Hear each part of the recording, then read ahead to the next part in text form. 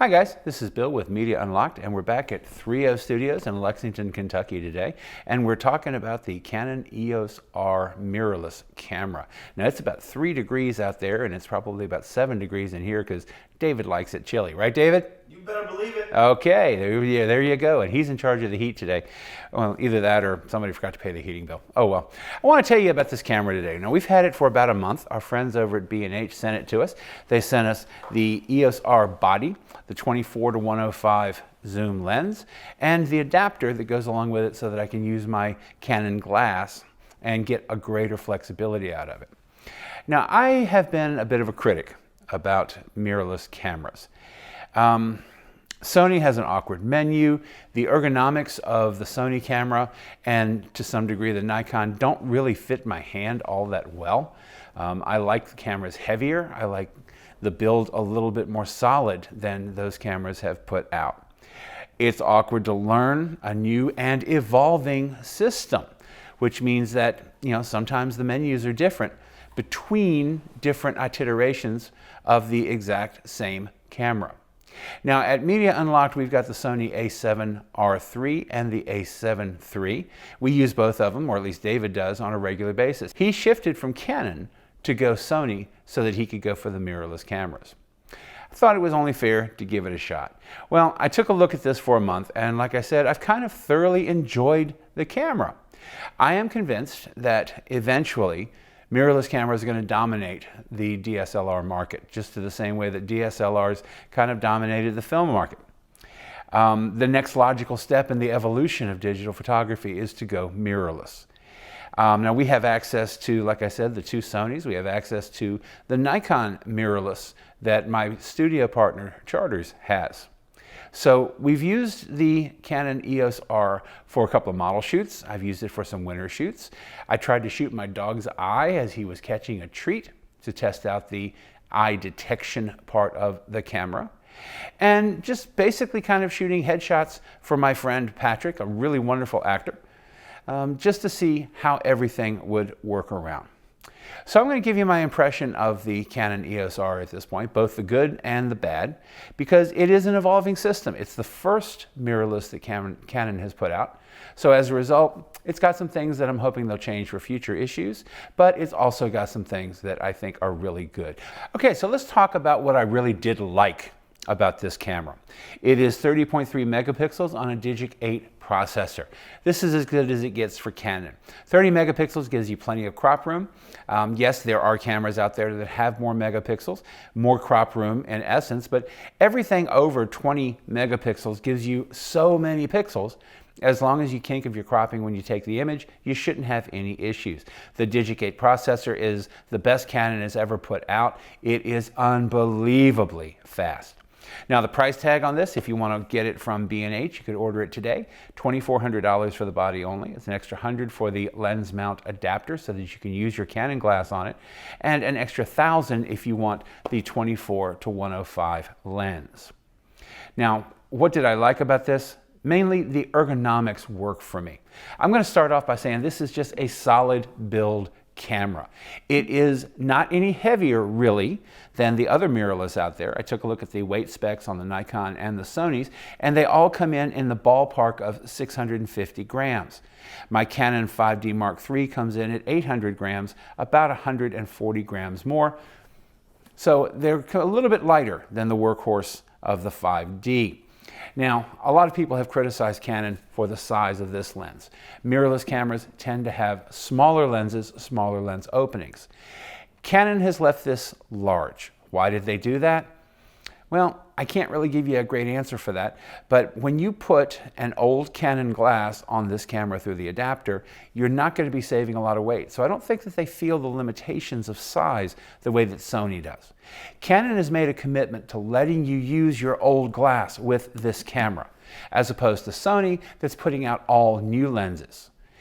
As such, I don't think the size is as big of an issue for Canon.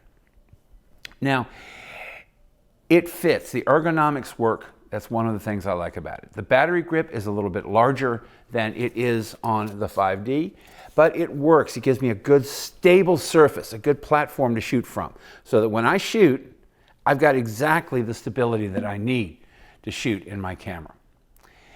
A lot of reviewers have taken a look at the body build. They've all pointed out that it's a good, solid body build. Now the buttons are laid out in the camera in mostly a familiar pattern. If you've been shooting Canon for a while, you're going to find that most everything is about where it was. There are a couple of exceptions to that we'll talk about as we get into it. Now it did take me some time to get used to the viewfinder. It's an electronic viewfinder. When you go up to it, you put it up to your eye.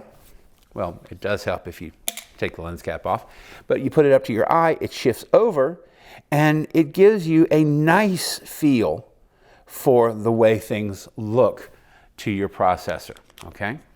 Everything looks good through the viewfinder.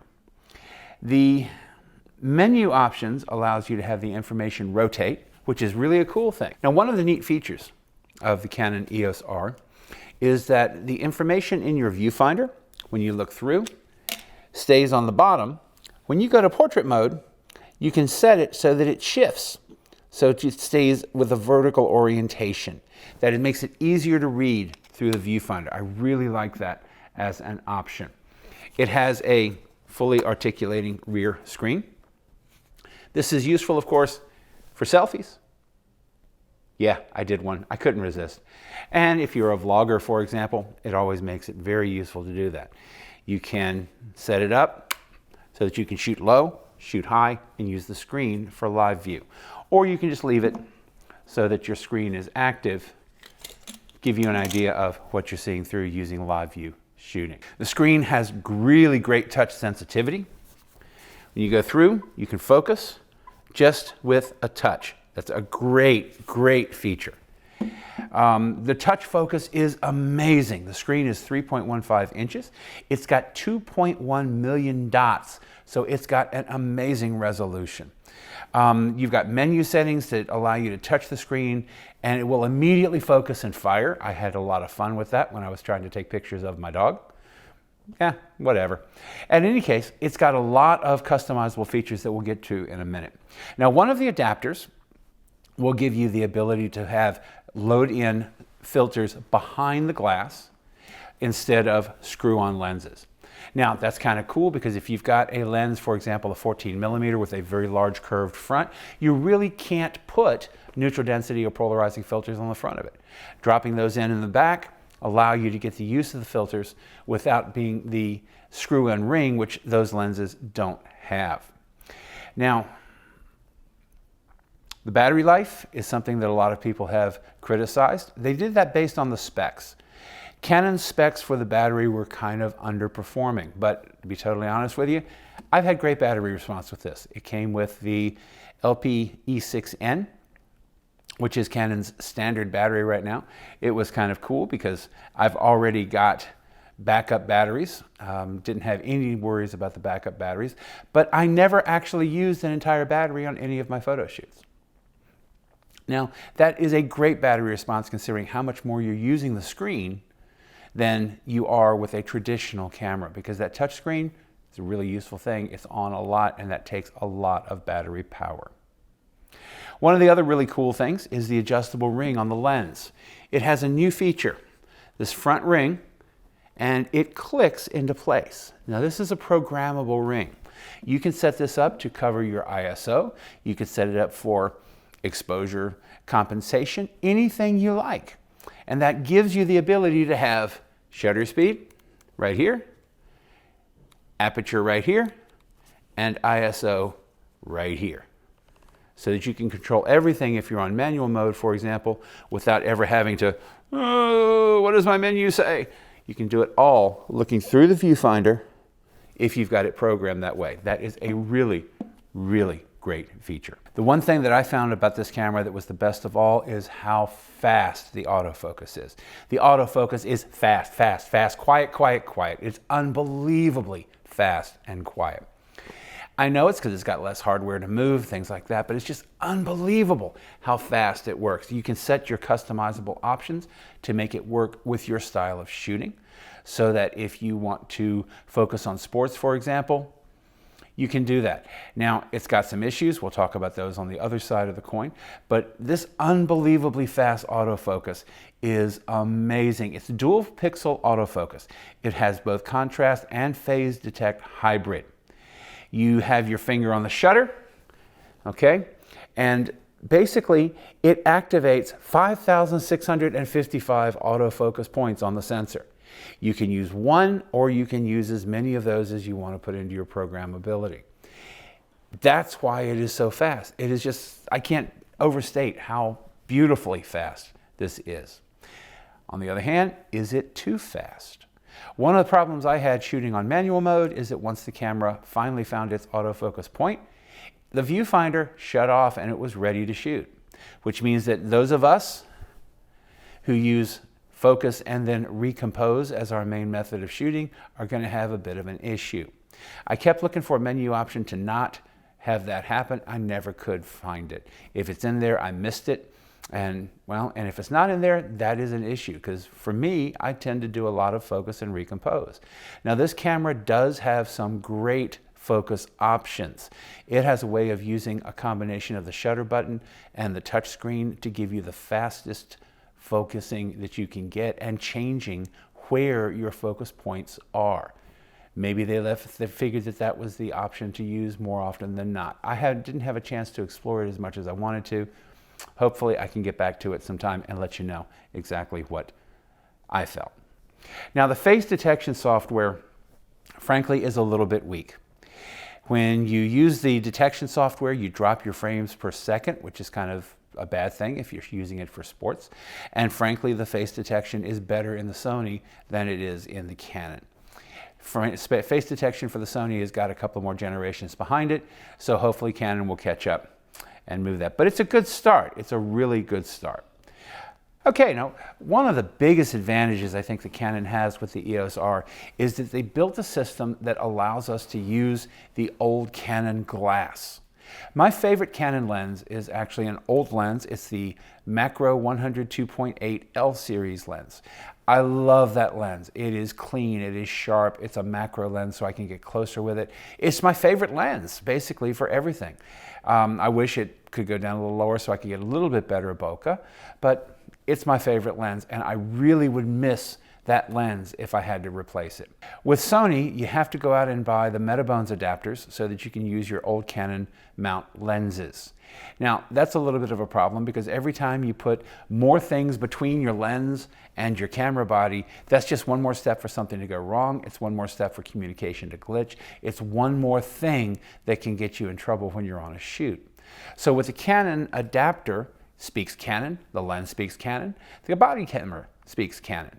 Everything should work quite well. And I had no issues at all when I shifted over to different Canon mount lenses with this camera.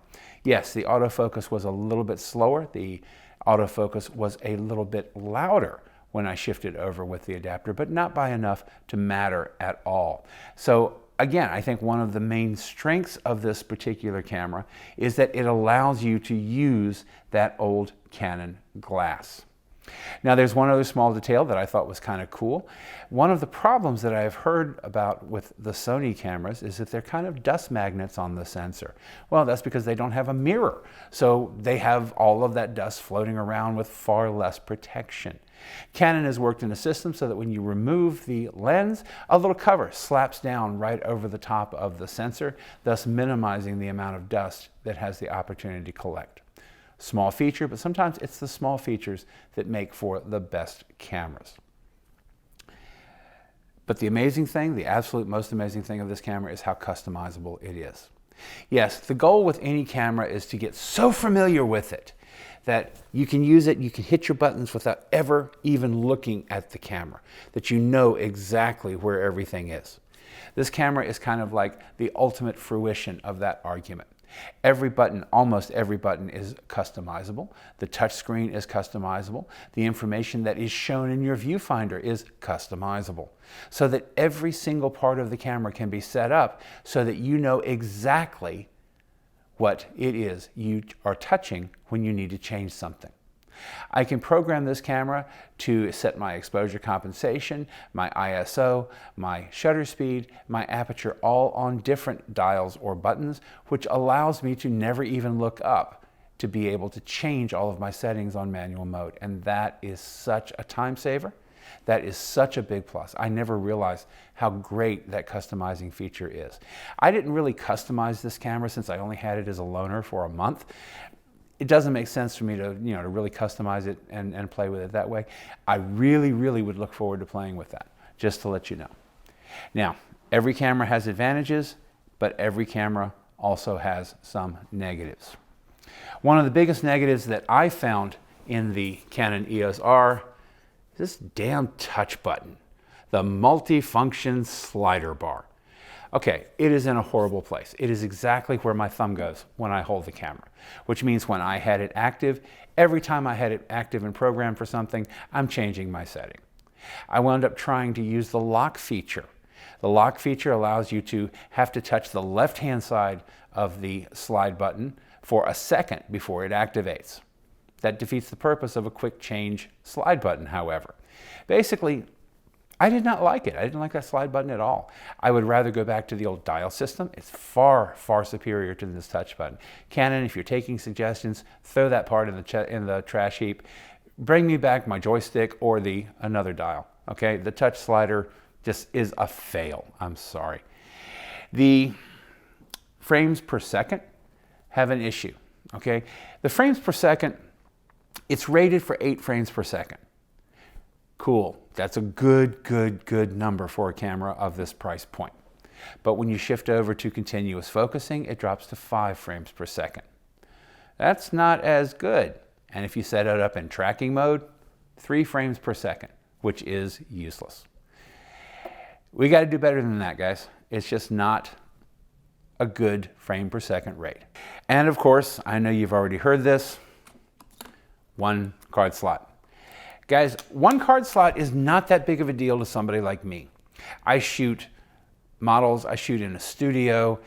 Usually, I am not shooting something that is critical. If I needed a second card slot, that would be a different issue. If I were a wedding photographer, frankly, this camera is a non-starter with me as a wedding photographer. Because if I'm shooting somebody's special day, that one day that can never be recreated, I want a backup card. And this camera has no backup card. Now, yes, there is a workaround. You can set your Wi-Fi settings in such a way that the images go to your phone, for example, using Bluetooth, Wi-Fi, whatever, and it gets stored on your phone. But that is not a really good workaround. It's awkward. It uses a lot of energy in your phone. And frankly, if your phone dies, you're back to the 1 card problem. Canon, 2 card slots, please, in the next version of your mirrorless camera. In-body stabilization. Yeah, I know. Everybody talks about it. Sony's got in-body stabilization. I can't remember, but I think Nikon does as well. Canon left it out completely in the EOS-R. Why did they do that? You know, in-body stabilization is a thing that they really should have put in. All I can think of is that since they're really building this to hold on to the old Canon glass and make that changeover a little bit easier, most of the old Canon lenses have stabilization built into the lenses. They figured they didn't need a duplicate system. Okay, that's all I can think of. But as we move forward, well, we're really going to need IBIS, because the lenses that are going to be built for this camera, now we're going to have to build each individual lens with a stabilization system in it. And those motors have weight. It's probably one of the reasons the lens is so big. And frankly, putting it in body would have been so much more of an elegant solution. So really, lacking IBIS is a problem for me. Well, my general conclusion is that this camera is a great start for Canon to move down into the mirrorless line. It's got some glitches. It needs some firmware updates, I think, for a few things that I found as I was playing with it. But the ergonomics are there. The commitment to the old series of lenses make it a worthwhile investment. Plus the combination of its customizability and its unbelievably fast autofocus. Canon has always had great color science. They've always had great glass. They're relying on that same system in the mirrorless cameras that have gotten them to where they are in their DSLRs. They're not there yet. Still, Sony is a little bit farther down the road.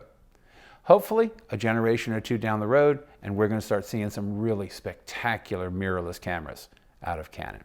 The EOS-R is a really good start. Take a look at it and play with it. If you can get your hands on it, give it a try. It's a fun camera to play with. So come back and see us again. We'll see you again next time. You guys have made it this far. If you want to check out our newest video, it will be right here. If you want to check out the product, it will be down here. If you do happen to click on it and purchase it, it does give us a little bit of commission, and that helps me a lot keep making these videos. And of course, guys, right down below, go on and leave a comment, hit that subscribe button, follow along. We'll catch you next time.